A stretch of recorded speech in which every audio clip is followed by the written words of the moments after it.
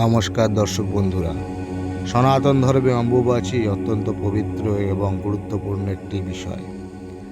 এই সময় শাস্ত্রমতে এই 3 দিন আমাদের ধরিত্রী মা ঋতুগত পরিবর্তনের মধ্য দিয়ে যান। তাই এই সময় প্রকৃতির শুদ্ধতা রক্ষা করার জন্য বিশেষ কিছু নিয়ম মেনে চলা আমাদের প্রত্যেকেরই দায়িত্ব। কিন্তু অনেকেই না জেনে এই দিনগুলিতে এমন কিছু ভুল করে বসেন যা শাস্ত্রে সম্পূর্ণরূপে নিষিদ্ধ এবং যার ফলে সংসারে অমঙ্গল নেমে আসতে পারে। আজকের এই ছোট্ট একটি ভিডিওতে আমি আপনাদেরকে বলবো, অম্বুবাচী চলাকালীন এই 7টি মারাত্মক ভুল একদম করবেন না এবং এই সময় পুণ্য লাভের জন্য সঠিক কী জিনিস করা উচিত। ভিডিওর প্রত্যেকটি অংশ গুরুত্বপূর্ণ, তাই শেষ পর্যন্ত অবশ্যই দেখবেন। প্রথম যে ভুলটা, সবচেয়ে বড় ভুলটা, সেটা হচ্ছে কি মাটি খোঁড়া বা ভূমিরূপ পরিবর্তন করা। এই 3 দিন ধরিত্রী মা ঋতুমতী থাকেন বলে বিশ্বাস করা হয়। তাই এই সময় জমিতে চাষাবাদ করা, কোদাল চালানো, গর্ত খোঁড়া বা ঘর তৈরির জন্য ভিত কাটার মতো কাজ সম্পূর্ণরূপে নিষিদ্ধ।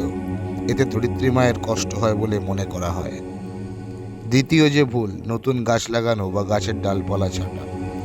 অম্বুবাচী চলাকালীন মাটির কোনো ক্ষতি একদমই করা উচিত না। তাই এই 3 দিন বাগানে নতুন কোনো গাছ রোপণ করা অথবা গাছের পাতা বা ডালপালা ছিঁড়বেন না। তৃতীয় ভুল, ঠাকুর ঘরের দেবমূর্তি বা দেবী মূর্তি যাই থাক সেগুলো স্পর্শ করা। মা কালী বলুন, দুর্গা বলুন, লক্ষ্মী বলুন বা চণ্ডী বলুন, যে কোনো দেবীর মূর্তি এই সময় সরাসরি স্পর্শ করবেন না এবং তাদের গায়ে হাত দিয়ে কোনো পূজা বা স্নান করাবেন না। চতুর্থ ভুল, এই সময়ে কোনো নতুন কাজ, বিশেষ করে কোনো শুভ কাজ শুরু করবেন না। অম্বুবাচী চলাকালীন বিয়ে, উপনয়ন, অন্নপ্রাশন, গৃহপ্রবেশ কিংবা নতুন কোনো ব্যবসা শুরু করার মতো মাঙ্গলিক কাজ এই শাস্ত্রে সম্পূর্ণরূপে নিষেধ। এই সময়টাকে অশুভ বা অপবিত্র মনে করা হয় না, বরং একে নিবৃত্তি বা বিশ্রামের সময় বলে ভাবা হয়। পঞ্চম ভুল, দেবীর উদ্দেশ্যে কোনো বিশেষ পূজার মন্ত্রপাঠ, আরতি বা ব্রতকথা পড়া।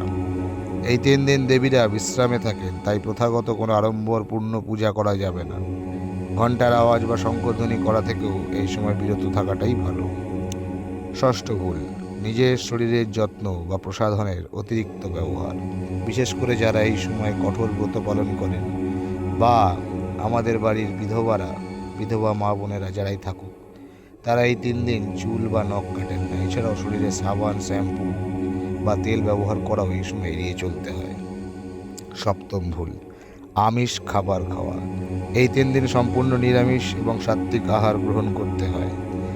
অনেক পরিবারে বা সাধক মহলে এই 3 দিন আগুন জ্বালিয়ে কোনো রান্না খাবার খাওয়া হয় না। তারা আগে থেকে তৈরি করা খাবার বা ফল আহার করে এই দিনগুলি কাটান। ভুলগুলো তো জানলাম, এবার আসুন জেনে নিই এই 3 দিন ঘরে সুখ শান্তি ও পুণ্য বজায় রাখতে আমাদের ঠিক কী করা উচিত।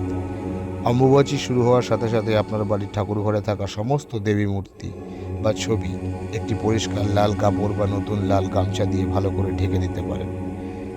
3 দিন দেবী এই বস্ত্রের আড়ালেই থাকবেন। যদিও এই সময় দেবীর বাহ্যিক পূজা বন্ধ থাকে, কিন্তু মানস পূজা বা ধ্যানের মাধ্যমে আপনি মাকে সন্তুষ্ট করতে পারেন। আপনি আপনার ইষ্টমন্ত্র মনে মনে জপ করতে পারেন। এছাড়া আপনার দীক্ষা হয়ে থাকলে গুরুদেবের পূজা বা গুরুমন্ত্র জপ করার জন্য এটি অত্যন্ত শ্রেষ্ঠ সময়। অম্বুবাচীর দিনগুলিতে কাঁচা আম, দুধ, চিড়ে, মুড়ি এবং বিভিন্ন ফল খাওয়া অত্যন্ত শুভ বলে মনে করা হয়। লোকবিশ্বাস অনুযায়ী এই সময় আম ও দুধ খেলে সর্পভয় বা সাপের কামড়ের থেকে মুক্তি পাওয়া যায়। অম্বুবাচী শুরু হওয়ার আগেই আপনার বাড়ির তুলসী মঞ্চের বা তুলসী গাছের গোড়ায় ভালো করে মাটি দিয়ে একটু উঁচু করে দিন, যাতে বৃষ্টির জল জমে গোড়ায় না পচে যায়। এটি অত্যন্ত শুভ লক্ষণ। অম্বুবাচী শেষ হওয়ার পর, মানে যাকে নিবৃত্তি বলে, বাড়ির সমস্ত দেবী মূর্তি ও ছবি থেকে লাল কাপড় সরিয়ে নিন। এরপর গঙ্গা জল ছিটিয়ে বা জল দিয়ে মূর্তিগুলো ভালো করে ধুয়ে পরিষ্কার করুন। ঠাকুরঘর পরিষ্কার করে দেবীকে নতুন বস্ত্র পরিয়ে ঋতুফল যেমন আম, কাঁঠাল এবং দুধ নিবেদন করে স্বাভাবিক পূজা আবার শুরু করুন। সনাতন ধর্মের এই প্রাচীন নিয়মগুলি আসলে প্রকৃতির প্রতি আমাদের শ্রদ্ধা জানানোর একটি মাধ্যম। ধরিত্রী মাতাকে সম্মান জানিয়ে এই নিয়মগুলো পালন করলে সংসারে পজিটিভ এনার্জি বা ইতিবাচক শক্তি বৃদ্ধি পায়। আজকের এই তথ্যগুলো আপনার কেমন লাগলো তা নিচে অবশ্যই কমেন্ট করে জানাবেন। আপনার পরিবারে অম্বুবাচীর সময় কোন নিয়মটি সবচেয়ে কড়াভাবে পালন করা হয় সেটাও আমাদের জানাতে পারেন। ভিডিওটি ভালো লাগলে একটি লাইক দেবেন। সকলের কল্যাণের জন্য আপনার বন্ধু এবং পরিবারের সাথে শেয়ার করবেন। এই ধরনের ধর্মীয় ও শাস্ত্রীয় তথ্য আরও পেতে চ্যানেলটিকে এক্ষুনি সাবস্ক্রাইব করে রাখবেন। সবাই ভালো থাকুন, সুস্থ থাকুন। নমস্কার। জয় মা তারা, জয় মা কামাখ্যা।